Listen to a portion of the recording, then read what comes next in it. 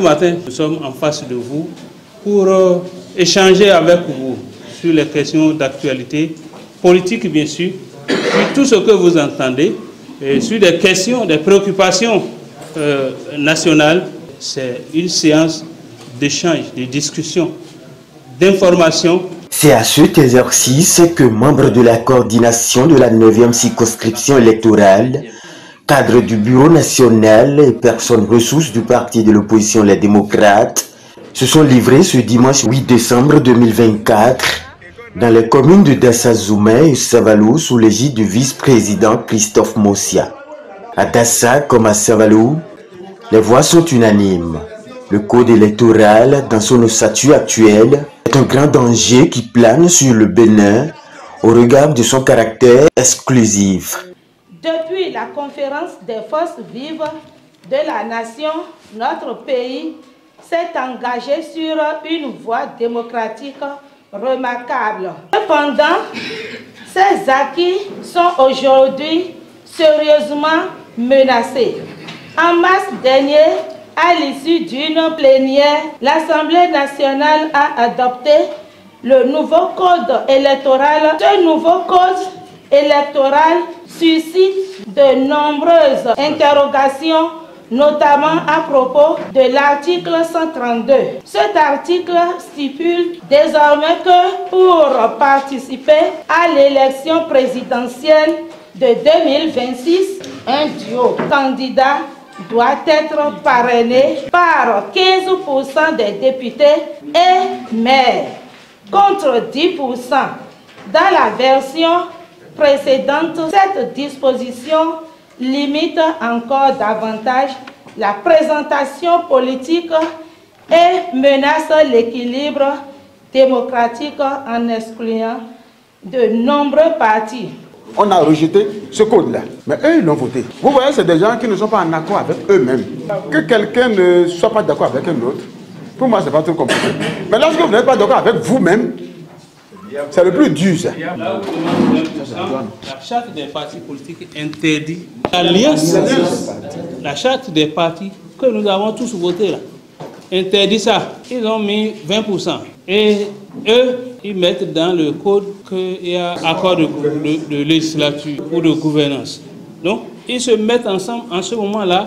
Mais avec le vote du code électoral, la rupture a pris l'option d'attenter à la souveraineté de l'État de façon institutionnelle. C'est une tentative de coup d'État institutionnel parce qu'il est exclusif. Dans un rendez-vous de donner et du recevoir, les responsables locaux et les cadres du parti de l'opposition ont défini les perspectives pour les prochains jours et semaines dans le cadre de leur combat pour aller conquérir le pouvoir d'État en 2026 en vue, disent-ils, de libérer les populations béninoises de la souffrance à laquelle elles sont soumises par la rupture. Nous tendons vers la période sensible où nous devons encore plus que jamais nous affermir et nous mettre sur un pied de combat parce que l'heure a sonné.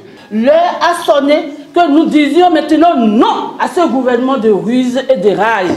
Depuis l'avènement du gouvernement que eux-mêmes ont appelé ruse et de la rage, qu'est-ce que nous constatons? Nous dormons peu. Nous lamentons encore plus. L'heure a sonné, nous devons dire non. Le changement sera irréversible en 2026. Dans cette lutte noble pour la justice, la liberté et le bien-être de notre peuple, nous savons que les épreuves sont nombreuses. Le chemin de la vérité est souvent semé d'embûches, mais il mène toujours à la victoire. Chaque défi que nous surmontons nous rapproche davantage du jour où la lumière de la justice brillera pour tous les Béninois. Tenez bon, chers camarades, notre combat est juste et notre victoire sera celle du peuple tout entier, car la Bible déclare: heureux ceux qui défendent la cause des pauvres. Les militants à la base ont été appelés à davantage de mobilisation. 2026, le pouvoir appartient aux démocrates.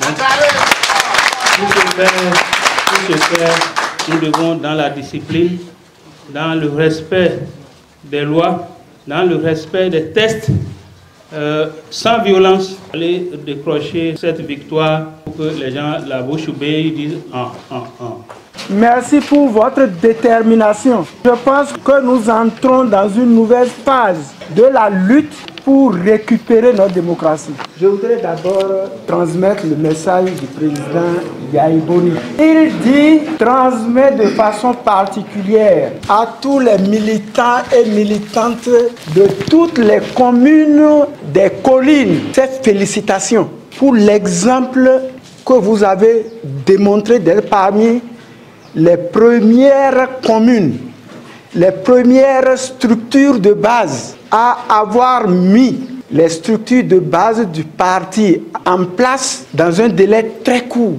Nous sommes tous engagés, le parti s'engage à vous appuyer autant que nécessaire